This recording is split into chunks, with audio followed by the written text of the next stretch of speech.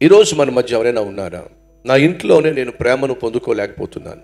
అమ్మ అక్కను ఒకలా చూస్తే నన్ను ఒకలా చూస్తుంది. మా నాన్న అన్నను ఒకలా చూస్తాడు, నన్ను ఒకలా చూస్తాడు. మా ఇంటిలోనే నేను ప్రేమను నోచుకోలేకపోతున్నాను. చిన్న చూపు చూస్తున్నాను, తక్కువ చేసి మాట్లాడుతున్నాను. నా భర్త అందరితో బాగా మాట్లాడతాడు, కానీ నా దగ్గరకు వచ్చేసరికి ఏమిటో హేళనగా మాట్లాడతాడు. వాళ్ళ చెల్లెళ్ళతో చాలా చక్కగా మాట్లాడతాడు, వాళ్ళ తమ్ముళ్ళతో చాలా చక్కగా మాట్లాడతాడు, వాళ్ళ ఇంటి వారితో చాలా చక్కగా మాట్లాడతాడు, కానీ నా దగ్గరకు వచ్చేసరికి మాత్రం చాలా హీనంగా చూస్తాడు అని వాపోయేటటువంటి సహోదరిగా నువ్వు ఉండొచ్చు. లేదా భర్తగా నువ్వు కూడా, నా భార్య అందరితో చాలా మర్యాదగా మాట్లాడుతుంది, కానీ నా దగ్గరకు వచ్చేసరికి మాత్రం అస్సలు మర్యాద లేకుండా మాట్లాడుతుంది. భర్త అనేటటువంటి అస్సలు గౌరవం ఇవ్వదు, ప్రతిదానికి చిరాకు పడుతుంది. కష్టపడుతున్నాను, ప్రయాసపడుతున్నాను, రెక్కలు ముక్కలు చేసుకుంటున్నాను, జీతం తీసుకొచ్చి తన చేతిలో పెడుతున్నాను, అయినప్పటికీ నాకు తగిన గౌరవం దొరకటం లేదు.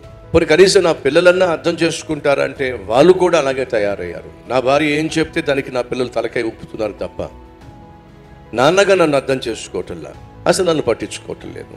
ఎందుకు వచ్చిన జీవితం ఇది అనేటటువంటి బాధ మీలో కొందరికైనా ఉండే ఉంటుంది. ఎవరు నిన్ను అర్థం చేసుకున్నా అర్థం చేసుకోకపోయినా, ఎవరు నిన్ను ఆదరించినా ఆదరించకపోయినా, ఎవరు నిన్ను అంగీకరించినా అంగీకరించకపోయినా, నిన్ను అర్థం చేసుకోగలిగిన దేవుడు ఉన్నాడు, ఆదరించగలిగిన దేవుడు ఉన్నాడు. ఆయన పేరు ప్రభు అయిన యేసుక్రీస్తు.